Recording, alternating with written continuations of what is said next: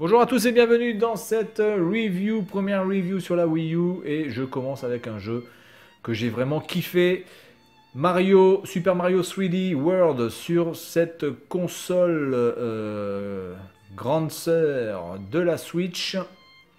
Alors, on va déjà commencer par la carte à laquelle vous avez accès quand on joue à ce jeu. Donc évidemment, vous avez les 6 mondes, plus le monde château, plus le monde Bowser, plus après, une fois que vous avez tout récupéré, les étoiles, normalement, il me semble, en tout cas. Je sais pas si quand on a récupéré toutes les étoiles, euh, on peut ouvrir le monde étoile, je me rappelle plus. Je pense qu'il faut simplement finir le monde Bowser pour ouvrir le monde étoile.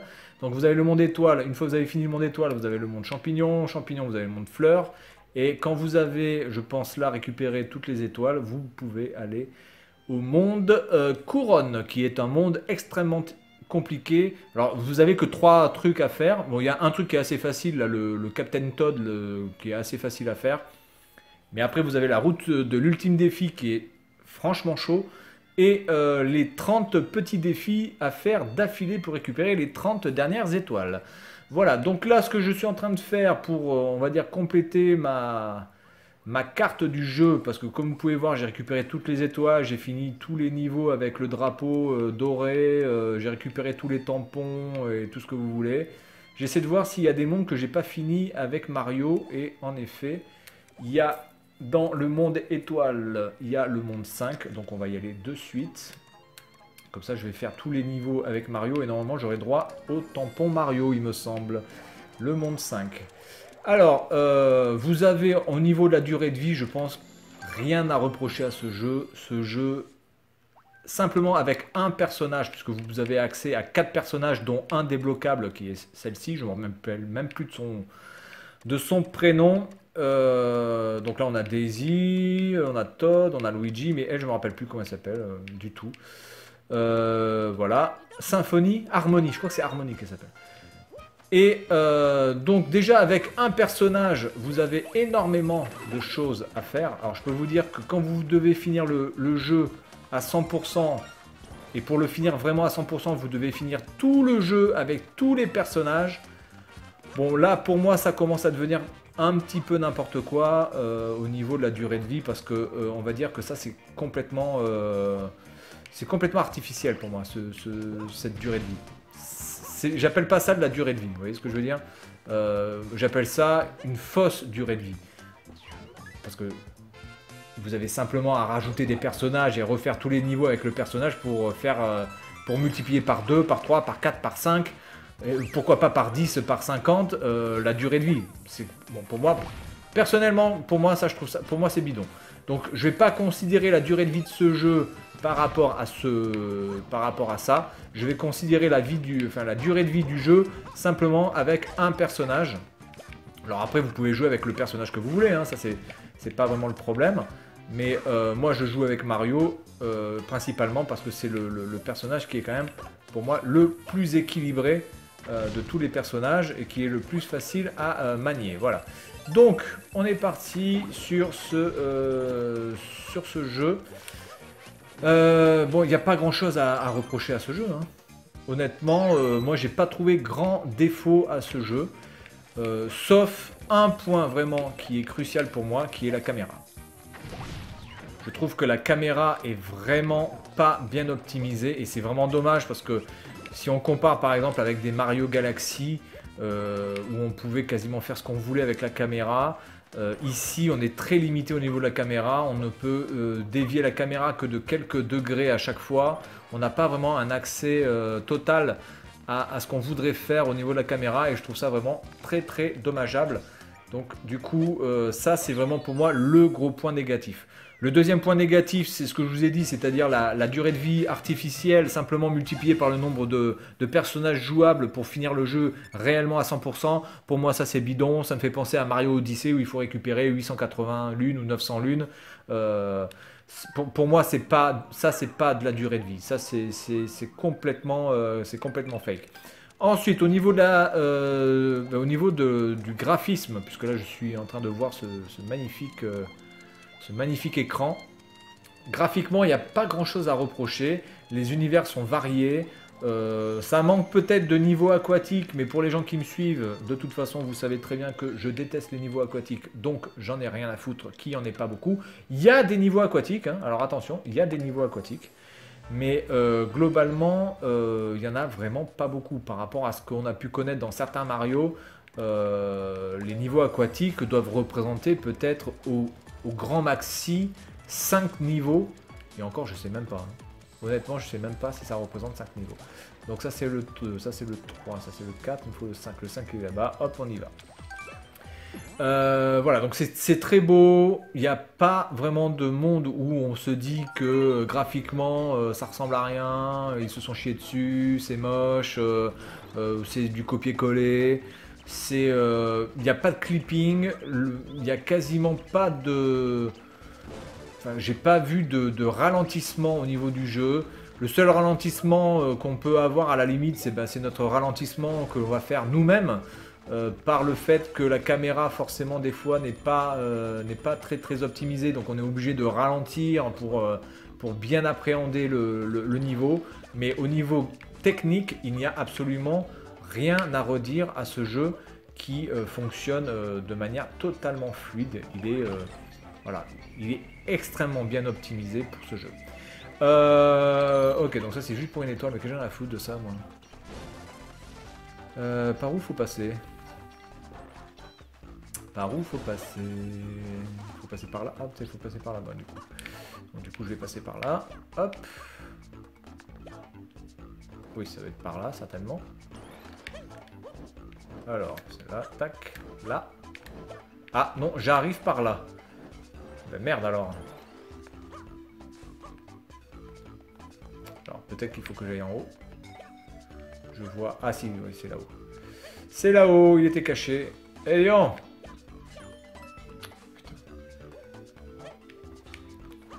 Voilà, allez, c'est parti. Donc voilà, après au niveau de la musique, et des bruitages. Bon, les bruitages, on a l'habitude, c'est les bruitages à la Mario, donc il n'y a rien de plus, rien de moins à dire.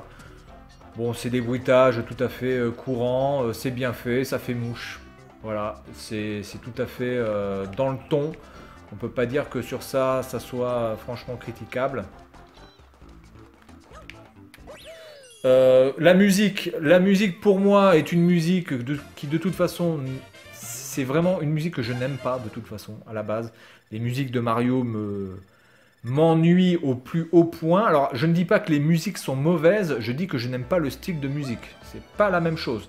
Les musiques, par contre, sont très très bien choisies, correspondent tout à fait à l'ambiance du jeu. Il n'y a absolument rien à dire par rapport à ça. C'est très très bien choisi. Donc, on peut mettre un point positif pour la musique, mais par contre, je dis que personnellement, c'est un type de musique que je n'aime pas. Parce que c'est trop mou. Donc généralement quand je joue à Mario, ce que je fais, eh bien, c'est que je mets la sourdine et que je mets de la musique derrière, généralement du rock ou voilà, je mets le type de musique que j'aime et puis voilà. Ok, alors. Donc ça c'est pas mal aussi, vous voyez là, si on est repéré, il y a les pics qui vont apparaître. Alors par contre, il y a un truc que j'ai jamais compris, c'est... Ah non, c'est bon, ça c'est bon, j'avais compris. Donc en fait, je me demande ça si c'est pas simplement... Ah putain de merde. Est-ce que ça c'est pas un truc... Ah non, ok, ça c'est pour continuer, d'accord. Donc ça c'est un niveau qui est intéressant aussi. Il y a très peu de niveaux qui en fait sont nuls. Hein. Moi j'ai pas vu de niveau... Bon, il y a des niveaux qui sont gavants, mais il n'y a pas vraiment de niveau nul. Globalement, pour moi, tous les niveaux sont plutôt bons.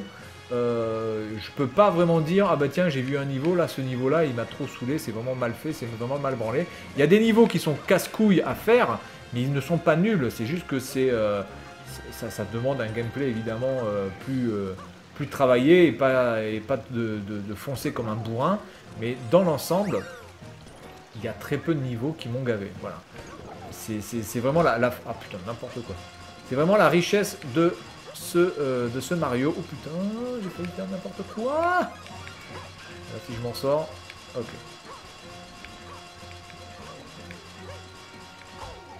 Bon, hop, on trace. Hop, voilà. Ensuite, qu'est-ce que je peux dire? Après, au niveau des challenges du jeu, alors là, par contre, j'ai jamais vraiment compris. Ouais, c'est ça que j'avais pas compris, en fait. Donc là-bas, il y a des zones d'ombre. Mais comment je peux atteindre... Ah merde! C'est cette partie que j'avais pas compris, donc du coup, je vais essayer avec vous de mieux comprendre le gameplay de ce truc-là. Parce que là, il y a des zones d'ombre sur les coins.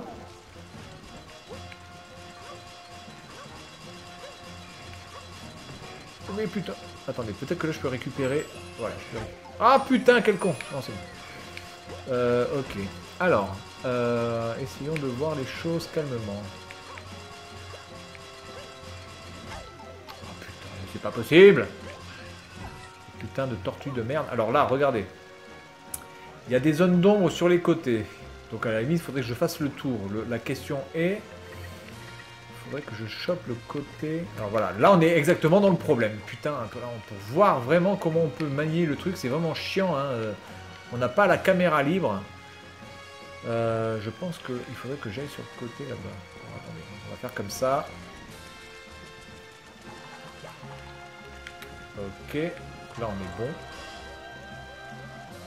Donc en fait ça risque rien là, hein. Quand vous êtes sous la lumière, vous avez les pics, simplement. Il y a un autre gameplay dans ce jeu qui, quand vous êtes sous la lumière, balance les Bill Balls, qui était pas mal aussi, hein. C'était un très bon niveau que j'avais bien apprécié.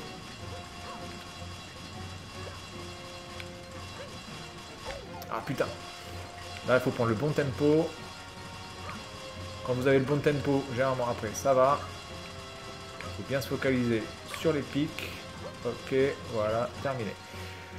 Voilà, que dire d'autre à part le... Oula, bah attendez, je vais pas risquer ma vie. Je vais passer par là. Hop, et voilà. Que dire d'autre à part que le gameplay est bon. Alors, ce qui est bien aussi, c'est que chaque niveau bénéficie d'un gameplay vraiment quasiment personnel. Et ce, malgré le fait que vous soyez dans le même monde. Donc je m'explique, généralement quand vous êtes dans un monde, vous avez à peu près... Ah voilà, j'ai reçu le saut parce que j'ai fini tout avec Mario. Et voilà le saut Mario. Voilà, donc après les 4 autres sauts qui me manquent, je vais finir là-dessus. Les 4 autres sauts qui me manquent, eh bien, il faut que je finisse le jeu avec les 4 autres personnages. Voilà, donc ce que je m'explique. Quand vous êtes par exemple dans ce niveau-là, par exemple, qui est le niveau de la glace ou des nuages, je sais pas, là on peut pas vraiment dire quel type de niveau c'est. Bon, celui-là c'est pas le bon exemple du coup, évidemment. Mais si on prend ce niveau-là, donc là on est dans le niveau désert. Et bien du coup, on peut s'attendre à avoir tout le temps que du sable, voir du sable partout, des sables mouvants, du vent, des tempêtes de sable. Eh bien non, c'est justement ça la force de ce jeu, c'est qu'on a bien d'autres gameplays qui n'ont rien à voir des fois avec le désert, mais qui ont toujours cet aspect graphique par rapport à la couleur, à la note de couleur choisie par rapport à ce niveau qui est, on va dire, jaune-orangé. Vous avez quand même pas mal de niveaux qui sont complètement différents, mais qui malgré tout ont un aspect par rapport au monde où on est. Donc là on est dans le monde désert, eh bien on peut se retrouver avec des mondes différents, mais qui ont toujours un petit peu cette relation avec le désert, et ça c'est vraiment très très bon, parce que généralement dans les Mario, et notamment le Mario que j'avais pu faire sur la Wii, New Super Mario Bros. Wii, quand vous étiez dans le monde du désert, eh bien vous vous tapiez sur au moins 4 ou 5 niveaux, à chaque fois des sables mouvants, des colonnes de sable qui montent et qui descendent, et ça n'existe pas dans ce Mario, et c'est très très bien parce que le gameplay est d'une richesse absolue. Dans chaque niveau, vous avez tout à reprendre quasiment au niveau du gameplay pour bien appréhender ce gameplay. Voilà, donc ça c'est vraiment un tour de force de ce jeu. Ensuite, sur le gameplay des personnages, bon ben là il n'y a rien à dire, hein, c'est du Nintendo, Mario est toujours fidèle à lui-même, ça se manie de manière extrêmement bien, rien à dire. Vous avez maintenant la possibilité de choisir 4 personnages, avec Luigi, Daisy et Todd, plus il me semble Harmony qui est débloquable, qui ont chacun un gameplay qui a un gameplay propre au personnage. Bon, après le seul problème c'est que évidemment il y a certains gameplays que vous n'aimez pas, Comme par exemple, moi par exemple, je n'aime pas le gameplay de Daisy. C'est quelque chose que je n'aime pas du tout. Et bien, du coup, je me vois mal finir tout le jeu avec Daisy. Moi, je peux pas faire la centaine de niveaux avec Daisy. Hein. Je suis désolé, mais pour moi, c'est juste pas possible. Voilà, alors ensuite, le niveau qui est vraiment génial, c'est celui-là. Alors, globalement, ce niveau-là, si vous n'avez pas de costume... Alors, je dis pas que c'est impossible... Voilà, bon, déjà, je fais n'importe quoi. Si vous n'avez pas de costume, je ne dis pas que c'est impossible à finir ce niveau.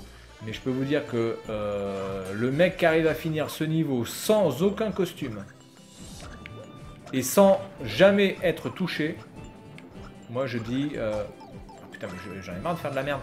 Je dis chapeau. Moi ce niveau-là, je l'ai fini avec évidemment des costumes. Parce que je l'ai tenté sans costume au début, mais vraiment... Waouh, extrêmement chaud. Ensuite, ce qu'on peut aussi reprocher au jeu, que je viens juste de... ce dont je viens de me rappeler, bah, c'est en fait les boss. Je trouve que les boss sont plutôt moyens. Il y a quasiment pas de boss qui valent le coup. Le Bowser final est plutôt sympa. Mais il n'y a aucun challenge avec le dernier boss. Hein. Le véritable challenge de ce jeu, ce sont les niveaux. Voilà, ça, ce sont pour moi les vrais boss de ce jeu, ce sont les niveaux. Et pas du tout les boss qui devraient être des boss, justement. Alors, on va essayer de faire les choses correctement. Donc là, toute cette partie sans costume. Voilà, là j'ai fait n'importe quoi. J'aurais dû me remettre là. Bon, bref, c'est pas grave. Donc voilà un petit peu ce que je pense du jeu. C'est pour moi, je pense, le meilleur Mario de la Wii U, clairement. Il surpasse largement New Super Mario Bros. U, qui était simplement une repompe de New Super Mario Bros. Wii, qui lui était bon, mais du coup New Super Mario Bros. U était pas bon du tout parce que c'était vraiment une repompe.